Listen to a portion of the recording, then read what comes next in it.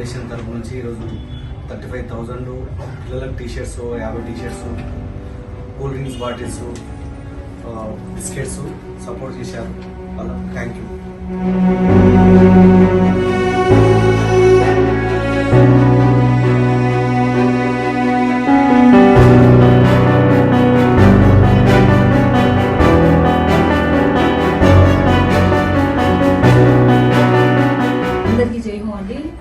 మీ అందరికి తెలిసిందే, last time వచ్చేసి దివ్యజ్యోతి ఫౌండేషన్ దిల్షుక్ నగర్లో అక్కడికి వెళ్ళినాను కదా నేను, సెంట్ అల్ఫాన్సా స్కూల్ ఆపోజిట్లో అనమాట. సో ఆల్రెడీ మనం వచ్చేసి లాస్ట్ క్రిస్మస్కి వెళ్ళి అక్కడ ఒక ప్రోగ్రామ్ చేశాము.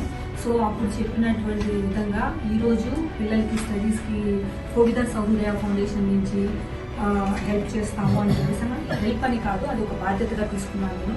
సో అది ఏది చెప్పానో సో ఈరోజు నేను ఫుల్ఫిల్ చేయడం జరిగింది. పిల్లలకి వచ్చేసి like t-shirts, like biscuits, like snacks and juices అలాంటివి ఇచ్చి పంపించడం జరిగింది. మన అనంతరెడ్డి గారు వచ్చేసి ఒక 50 మంది మగపిల్లల్ని అక్కడ ఎలాంటి లైక్ అవుట్ సోర్సింగ్ ఫండ్స్ లేకుండా, అంటే లైక్ గవర్నమెంట్ నుంచి మా లాంటి వాళ్ళు, అంటే ఫౌండేషన్ నుంచి అయినా సరే, లైక్ ఇండివిజువల్గా ఉన్న వాళ్ళు ప్రతి ఒక్కరి నుంచి వాళ్ళు కలెక్ట్ చేసి ఆ పిల్లల్ని, అంటే అక్కడ ఉన్న అనాథ అని చెప్పలేము, ఎందుకంటే అనాథ పిల్లల్ని, ఆయన ఎవరు లేని పిల్లల్ని ఆయన చెంతకు చేర్చి అనంతరెడ్డి గారు అన్ని తనే అయి వాళ్ళని చూసుకుంటున్నారు. వాళ్ళ మంచి చెడ్డలు స్టడీస్ ఇంతవరకు చూసుకుంటున్నారు అనమాట.